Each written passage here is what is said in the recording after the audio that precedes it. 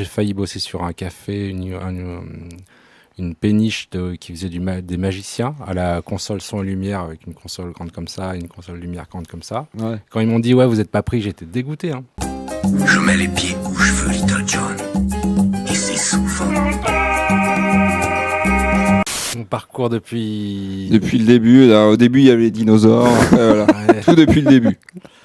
Depuis le début. Alors déjà, est-ce que t'es musicien? Ouais, je suis guitariste. D'accord. Mais avant d'être guitariste, j'étais clarinettiste. Ah ouais. D'accord. Voilà. Comme Christian Morin. Voilà. D'accord, c'est bien.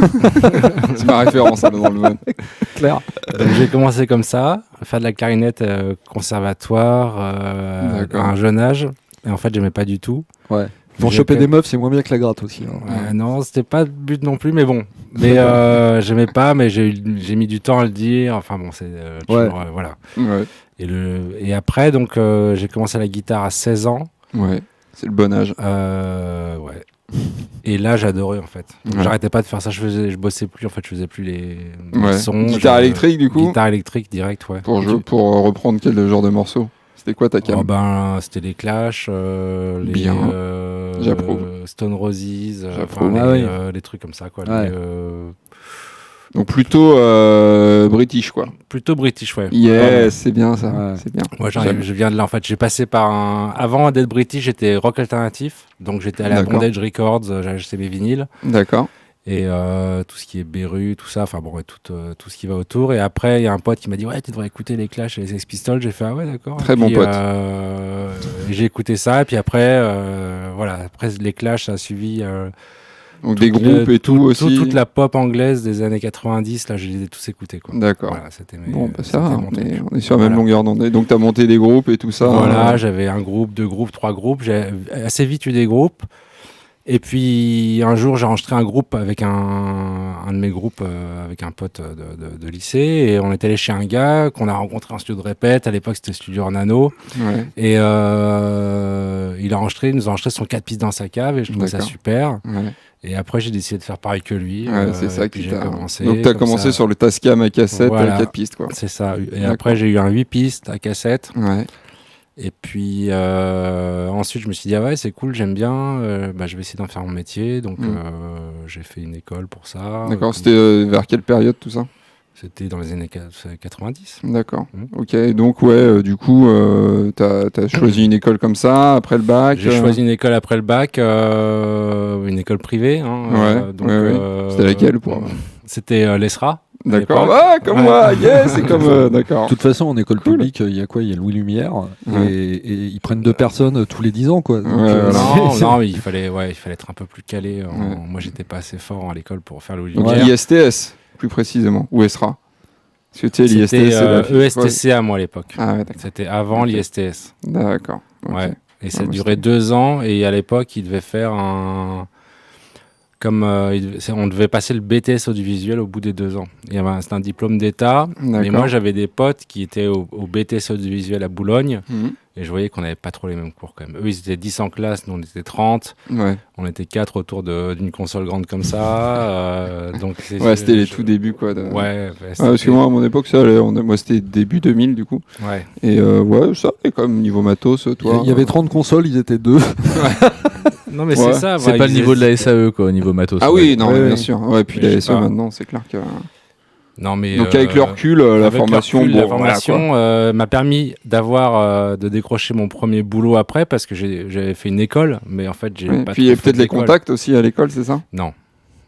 D'accord. C'était juste pour rassurer les parents, du coup, genre. Regardez, je fais des études. Alors, si tu veux tout savoir, comme j'y suis plus allé après, parce que ça me saoulait. Ouais. Parce qu'en plus, c'était à l'époque vachement orienté. On voulait tous faire de la musique, et c'était orienté ciné, radio, télé. Ouais. Dans la branche son. Oui, c'est l'ESRA, effectivement. Pour ceux qui ne connaissent pas, c'est une école d'audiovisuel plus visuel qu'audio. Musique, et tu sors de là, on t'a jamais parlé de live, de mastering, n'en parlons pas, on n'a jamais parlé.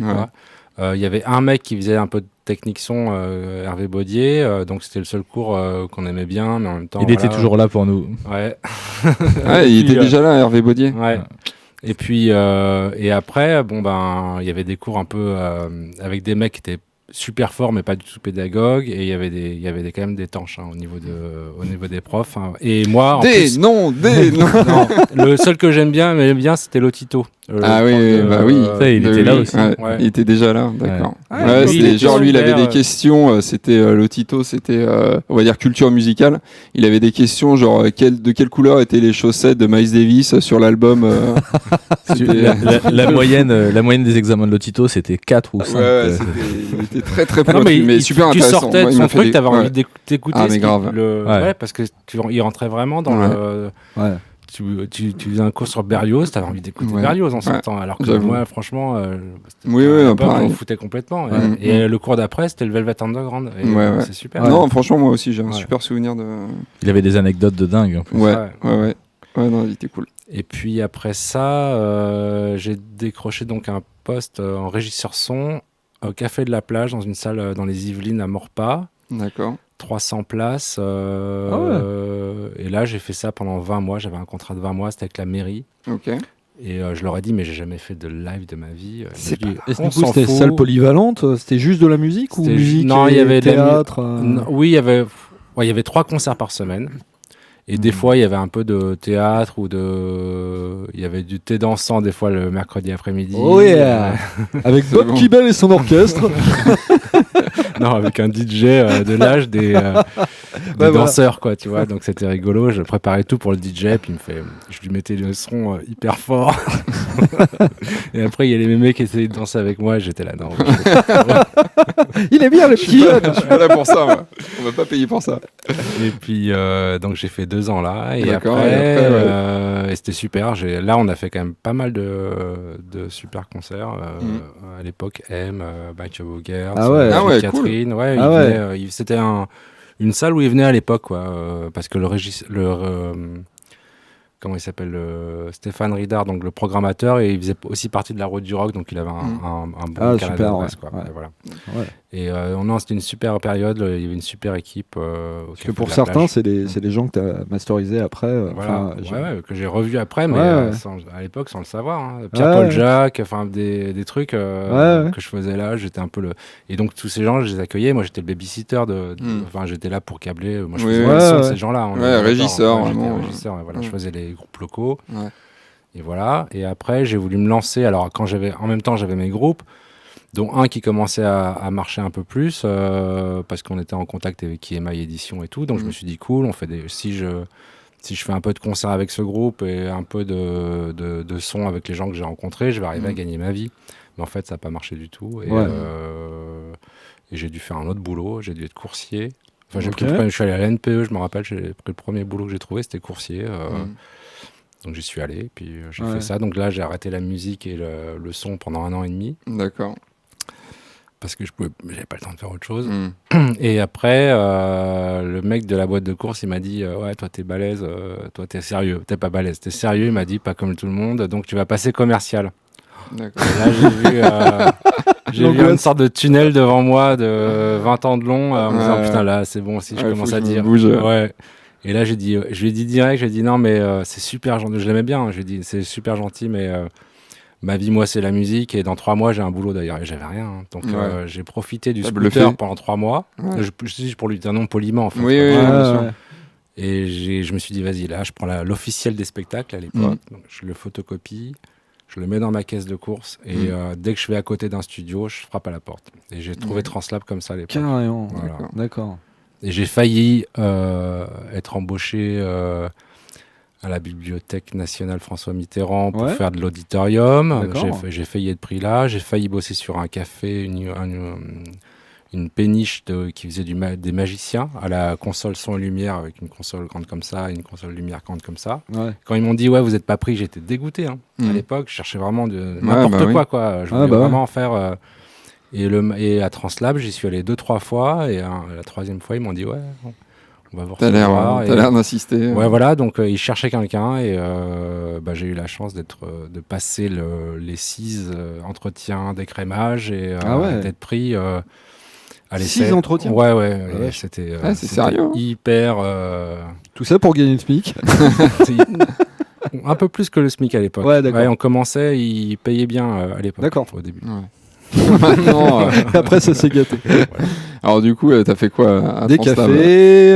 Ouais. Ah non, alors qu'est-ce que j'ai fait? Non, T'as j'ai commencé à appris bosser sur quoi à bosser. J'ai commencé à apprendre à bosser sur Sadi, donc le logiciel que j'utilise toujours. D'accord. Ah ouais, J'ai été d'accord. formé 15 jours là-dessus. C'est quoi sa particularité, excuse-moi. C'est Sadi un super logiciel d'editing D'accord.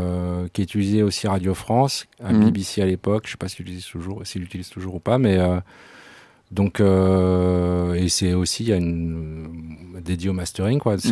Donc c'était le truc européen des logiciels de mastering. Il y en a pas beaucoup. Hein. Il y a des trucs américains, il y a suisse et il y a européen. Il y a anglais quoi. Ouais, donc direct c'était mastering. Ah oui, parce qu'ils m'ont dit au trouvé, départ, parce qu'il y avait le studio Gang aussi là-bas. Ouais. Ils m'ont dit, le boss, il me dit, je vais faire quoi, Gang, Translab? Je fais, moi, je m'en fous, je veux bosser. Tu me donnes ce que t'as, ça me va. Je fais. Et tu connais le mastering? Non, je connais pas. J'avais jamais. Et t'es encore sous Sadi? Bah, apparemment. Oui, aujourd'hui, ouais. Ouais. Mais oui, à l'époque, je savais pas ce que c'était ce boulot, quoi, en fait. Oui, bah oui. Et un jour, il m'a dit, bah tiens, tu vas essayer de masteriser un morceau. Donc, j'ai fait, bon, bah, ok. Donc, j'ai pris un morceau qu'un autre ingé, Jean-Christophe Baudon, à l'époque, D'accord. avait masterisé. masterisé. Donc, j'ai pris le mix. J'ai fait des EQ pour que ça sonne mieux, à mon sens, quoi. J'ai essayé de faire des trucs. Et après, j'ai dit, bah voilà, j'ai enregistré. Et je leur ai fait écouter, mais ils me disent, mais t'as pas mis de niveau? Je fais, mais pourquoi? T'es là pour ça? On va envoyer la purée, là. Voilà. Et, c'est marrant. Ah bon, il faut mettre du niveau et ça. Ouais. Et comme le boss, il voulait pas que je sois l'assistant de quelqu'un. Donc, une fois que j'étais formé, j'ai fait un peu de studio de copie pour tourner les masters, tout ça. Et il voulait que je sorte un peu nulle part. Donc, un jour, il m'a dit, bah, aujourd'hui, tu as un rendez-vous. C'était genre 2 mois après. J'avais juste 2 mois de... Voilà, un jour où quelqu'un vient sans demander de client, enfin d'ingé en particulier. T'étais quand même 6 ingés à l'époque là-bas. Ouais. C'était ça marchait bien. Ouais, c'était super. Et j'ai fait ce truc-là. J'avais la peur au ventre, c'était horrible. Donc je me rappelle même plus le nom de l'artiste. Je suis désolé, mais voilà quoi. Je pense que il a pas dit qu'il aimait pas en tout cas. Voilà. Et après j'ai un autre pote qui lui était DH et Source à cette époque-là. C'était un pote de fac et qui savait que je venais d'arriver. Il m'a dit tiens, je sais que tu viens d'arriver, je t'envoie un track là à faire. Et c'était Angela Sayen Supakru. Ah cool. Oh putain. Ah ouais, un mois après. Plus, ce morceau polémique. Voilà. Et j'ai dit ok. Et puis, enfin, j'ai dit ok, j'étais content. Ouais, donc, j'ai fait ça et ça a cartonné. Puis, en plus, super parti. morceau. Voilà, c'est parti assez vite, tu vois. J'ai pas servi de café ni tout ça, quoi. C'est cool. À ta question. Esther. Pardon. Du coup, tu n'avais pas vraiment travaillé ton oreille quand tu es arrivé là-bas. Non. Tu l'as travaillé comment? Je m'entraînais tout le temps. Jour et nuit. Après, voilà, j'avais quand même mon boulot à faire, c'est-à-dire j'avais quand même des masters à faire, des fois, bon, voilà. Mais je faisais pas du master tout le temps à l'époque parce que forcément. Est-ce que t'avais le master du coup? Du mastering, c'est-à-dire en gros, j'étais derrière la console avec les machines et tout. Non, au début, je faisais pas ça. J'écoutais beaucoup le mastering des autres. Par exemple, sur un album de Françoise Hardy qui a été fait à l'époque par Alex Goffer. Parce que c'était mon collègue à l'époque, je devais tourner les instrus sans avoir ces réglages. Donc en gros, je prenais la source, l'arrivée, et je devais dire, ok, je vais arriver à la même chose. Donc c'est du reverse engineering, quoi. Voilà, et puis forcément, je faisais pas du tout le même chemin que lui, mais je devais essayer d'arriver à trouver la même chose. Et ça m'a bien aidé. Et puis après, je m'entraînais. Je masterisais les démos des potes, beaucoup. Donc là, j'essayais tout ce que je pouvais. Voilà. Mais c'est vrai qu'au début, j'entendais pas la différence. Sur un demi dB d'écran de Manley, par exemple. Alors, Jean-Christophe me disait, regarde là, je tourne ça. Je fais... C'est branché. On a tous connu ça. Je le connais encore d'ailleurs. Je lui dis, j'entends pas. Il me regarde, je fais, t'entends pas? Je fais, non, j'entends pas. Et en fait, c'est comme un muscle.